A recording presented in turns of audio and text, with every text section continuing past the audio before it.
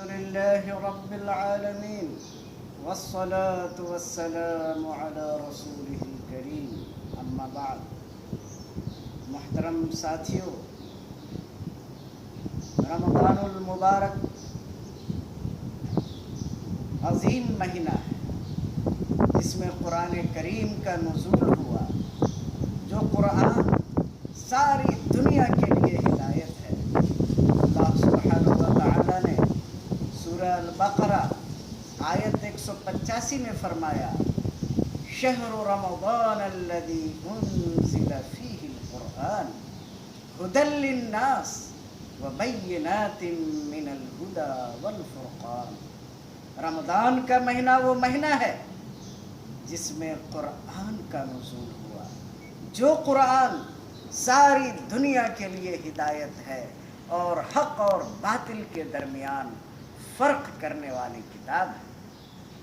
لہذا اس مہینے کا پیغام یہ ہے کہ ہم قرآن سے جڑ جائیں، قرآن کی تلاوت کریں، اس کو سمجھ کر پڑھنے کی کوشش کریں، اس کے پیغام کو پوری دنیا میں پھیلائیں. کیونکہ یہ قرآن صرف ہمارے لیے، آپ کے لیے، صرف مسلمانوں کے لیے نہیں ہے، بلکہ ساری دنیا کی ہدایت کے لیے اللہ سبحانہ و تعالی نے نازل کیا ہے. اور یہ ہم مسلمانوں کی ذمہ داری ہے کہ ہم اس قرآن کے عظیم پیغام کو ساری انسانیت تک پہنچائیں، ایک ایک فرد تک پہنچائیں. ہمارے جو بھائی نیپال میں ہیں، ہندوستان میں ہیں، وہاں پہ دعوت کا بہترین موقع ہے کہ اپنے چاروں طرف آپ کے غیر مسلم بھائی ہیں، ان تک آپ اس پیغام کو پہنچائیں.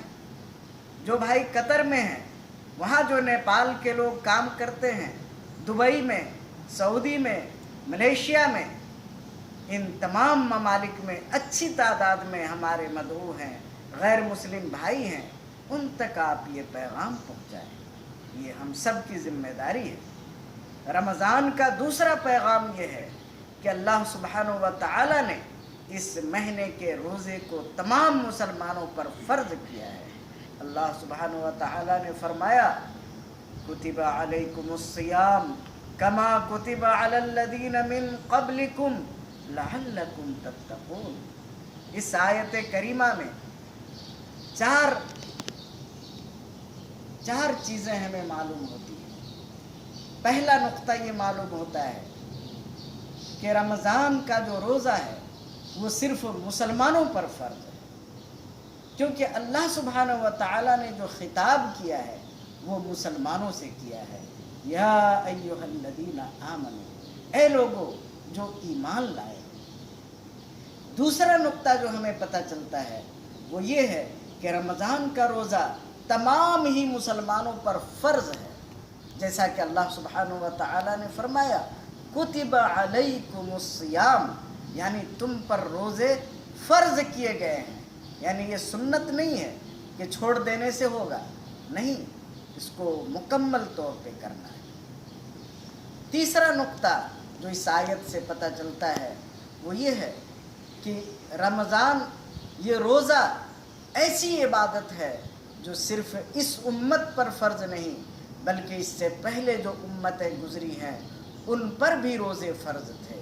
لہذا اللہ سبحانہ و تعالی نے آیت میں فرمایا، کما کتب علی الذین من قبلکم، جیسا کہ روزہ تم سے پہلے گزرے ہوئے امتیوں پر فرض کیے گئے تھے.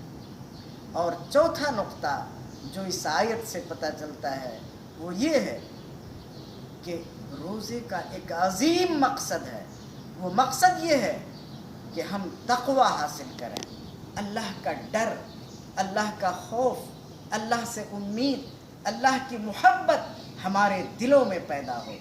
لعلکم تتقون، تاکہ تمہارے اندر تقوی پیدا ہو. تقوی کے دو مفہوم ہیں. پہلا مفہوم یہ ہے کہ تقوی کے اندر اللہ کا ڈر، اللہ سے امید اور اللہ سے محبت یہ داخل ہے.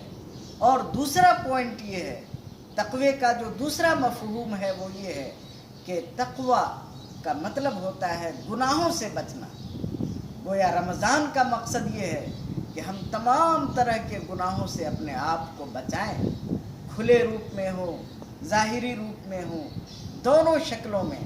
तन्हाई में भी कोई गुनाह न करें और खुले आम तो गुनाह करना और भी बड़ा जुर्म है। आजकल इस मोबाइल और इंटरनेट के दौर में छुप कर गुनाह करना आसान हो गया। कमरे में बैठे हुए हैं, अकेले हैं, कोई नहीं देख रहा है, चलो मोबाइल का गलत इस्तेमाल शुरू कर दिया, गलत साइट से देखने शुरू कर दिए। तो इन चीज़ों से अपने आप को बचाना है। और ये रमज़ान का महीना, ये तरबियत का महीना है जो अब हमसे जुदा होने वाला है।